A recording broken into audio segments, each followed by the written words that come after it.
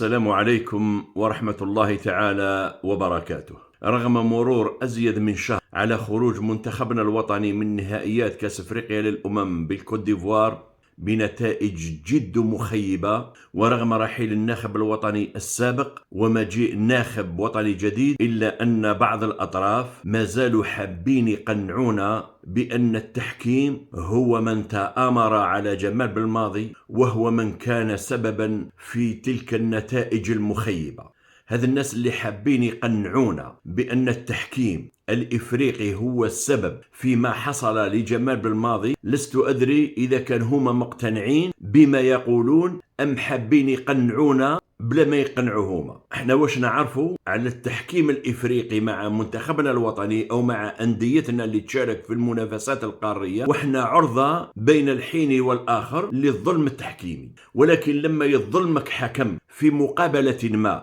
أو في نهائيات ما يلزمش تبقى تهدر غير على هذاك الحكم اللي ظلمك في ذيك المقابلة أو في ذيك المنافسة. يلزم تنتفض وتخدم باش تحقق نتائج وتبرهن بأن عندك منتخب. ولكن إذا لاحظتوا الناخب الوطني اللي مشى، المدة تاع بكاء من التحكيم طالت كثير. إذا تتذكروا من شهر سبتمبر 2021 لما لعبنا مع بوركينا فاسو في المغرب وتعادلنا بهدف مقابل هدف، من هذيك المقابلة اللي أدارها الحكم البوتسواني جوشوا بوندو، والناخب الوطني تاعنا يهدر على التحكيم وأتباعه، نقول أتباعه لأن كاين فئة واش يقولوا عنده الحق، عمرهم ما قالوا له راك غلط، يوافقوه ويبكوا من التحكيم. رغم أنه إذا تتذكروا هذيك المقابلة اللي كان بكى فيها كثير من التحكيم واللي تعادلنا فيها 1-1، والتي تدخل في إطار تصفيات كأس العالم، مباشرة بعدها لعبنا لقاء العودة في البوليدة. الكاف عينت لنا حكم ممتاز جدا وهو الجنوب إفريقي فيكتور غوميز، ومع ذلك تعادلنا أيضا في البليدة 2-2 وما قدرناش نفوزوا على بوركينا فاسو. يعني كي نبكوا على واش دار فينا جوشوا بوندو في لقاء الذهاب، احنا في لقاء العودة داروا لنا احسن حكم في افريقيا وما قدرنا نديروا والو. والبكاء هذا استمر من سبتمبر 2021 حتى الجونفي 2024. من المفروض نبنيو منتخب وننتفضوا. نعطيكم امثله بسيطه والتاريخ نتاعنا مع التحكيم الافريقي.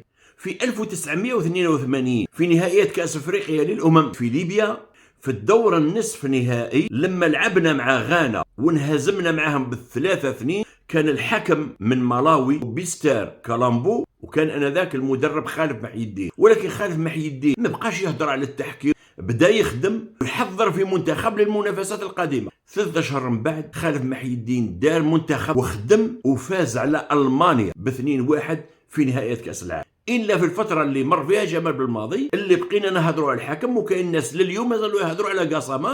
الناس في 3 أشهر بدلت دارت منتخب آخر وحققت نتائج باهرة. لو نروح لكم مثلا المقابلة أخرى تظلمنا فيها تحكيميا، اللقاء الفاصل المؤهل لمونديال 1990 لما لعبنا مع منتخب مصر، تعادلنا معهم هنا في الجزائر في قسنطينة 0-0، ومشينا لمصر مع المدرب عبد الحميد كرمالي عليه رحمة الله وانهزمنا بهدف مقابل 0. في هذه المقابلة كان الحكم التونسي علي بن ناصر 4 دقائق بعد انطلاق المقابلة الحارس الهادي العربي تعرض اعتداء خطير ونقل إلى المستشفى، وحسام حسن سجل هدف والحكم حسب هذاك الهدف والتقصينا وما مشيناش للمونديال 1990. بعد 4 أشهر من هذه المقابلة عبد الحميد كرمالي عليه رحمة الله جاب لنا كأس أفريقيا للأمم في 4 أشهر، فاز على أكبر المنتخبات في القارة آنذاك، فاز على نيجيريا مرتين، فاز على الكوت ديفوار، فاز على مصر، فاز على السنغال، وجاب كأس أفريقيا. ما بقاش يبكي ويقول واش دار فيا الحاكم علي بن ناصر في القاهرة. في 2009 نروح لكم المحطة أخرى، تصفيات كأس العالم وكأس إفريقيا للأمم 2010. كأس إفريقيا أقيمت في أنغولا وكأس العالم في جنوب إفريقيا، وإن كانت مجموعة واحدة اللي ضمت الجزائر، مصر، زامبيا ورواندا. لما لعبنا مع رواندا في البليدة، المقابلة اللي فزنا فيها 3-1 وكان أدارها الحكم الغيني ياكوبا كايتا. في هذيك المقابلة إذا تتذكروا كنا سجلنا هدف، سجلوا عن طريحية والكرة تعدات خط المرمى، ولكن الحكم ما حسبش الهدف هذاك. لو كان الحكم ما حسب هذاك الهدف كنا المقابلة تاع أم درمان ما نروحوش لأم درمان، لأننا كنا نتفوقوا عليهم في فارق الأهداف بالجول افيراج.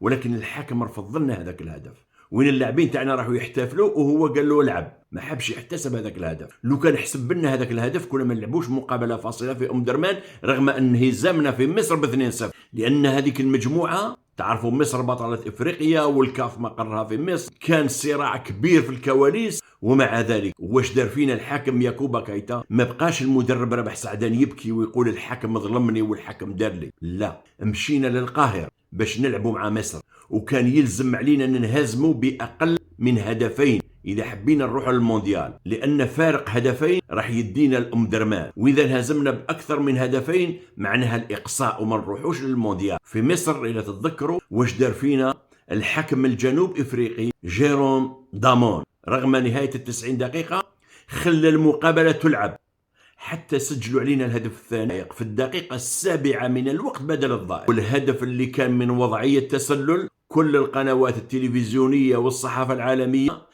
أجمعت بأنه هدف سجل من وضعية تسلل فاضح، ومشينا اللقاء فاصل في درمان. ولا لو كان كاين الفار في ذيك المقابلة الحكم ما كانش راح يحسب ذاك الهدف الثاني، وكنا نمشوا للمونديال وما نلعبوش اللقاء الفاصل في درمان، ولكن الحكم حسب هذاك الهدف.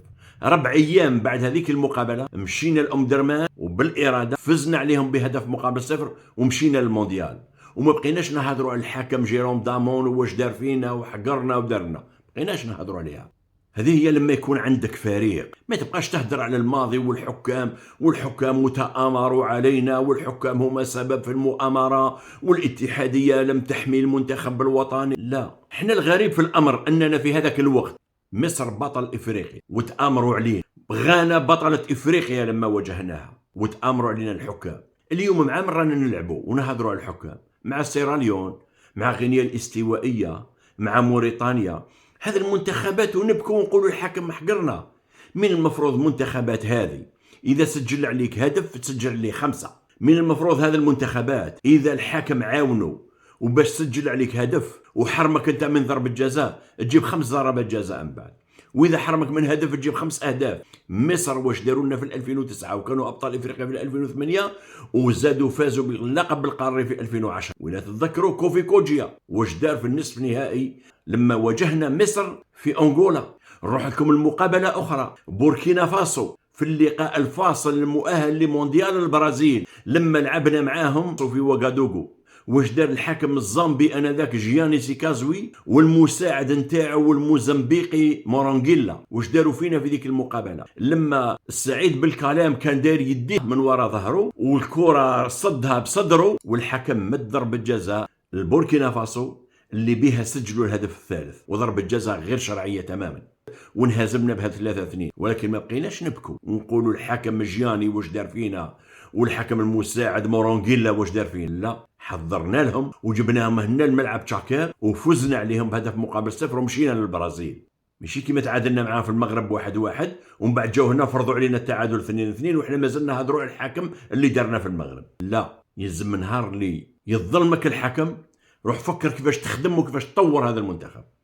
احنا المنتخب هذا اللي راكم تقولوا حقروه الحكام، من المقابله اللي تعادلنا فيها مع بوركينا فاسو في المغرب في 7 سبتمبر 2021 والمنتخب في تراجع.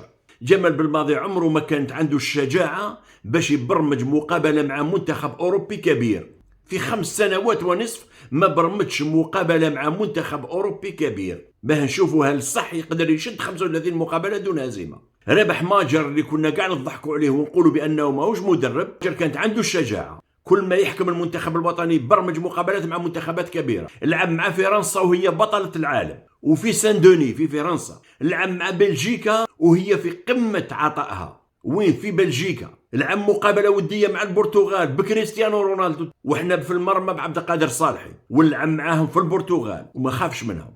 بينما جمال من الماضي في 5 سنوات ونصف ونلعبوا مع منتخبات ما هيش حاجه كبيره ونقولوا 35 مقابله دون هزيمه. اليوم راه عندنا ناخب وطني جديد، ولكن ما تبقاوش تجيبوا لنا في الاسباب وتقولوا ان سبب النتائج السلبيه اللي كان يحققها المنتخب الوطني سببه الحكام، وما تبقاوش تقولوا بان هناك مؤامره للاطاحه بجمال بالماضي. جمال بالماضي ككل المدربين اللي عليه داروا في 2019 بعد 2019 ما كان حتى شيء، ما دار والو، من الخروج المذل من دورة الكاميرون إلى الخروج المذل بملعب مصطفى شاكر أمام الكاميرون إلى الخروج المذل من الكوت ديفوار. إذا المدرب اللي يدير هذه النتائج السلبية ما نبقاوش نبكوا عليه. اليوم عندنا ناخب جديد، إن شاء الله نقف كلنا مع منتخبنا ومع هذا الناخب الوطني الجديد. أما البكاء على الأطلال فلن يفيد في شيء. بارتاجيو لنا هذا الفيديو، أبونيو معنا في القناة. شكرا لكم والسلام عليكم ورحمة الله تعالى وبركاته.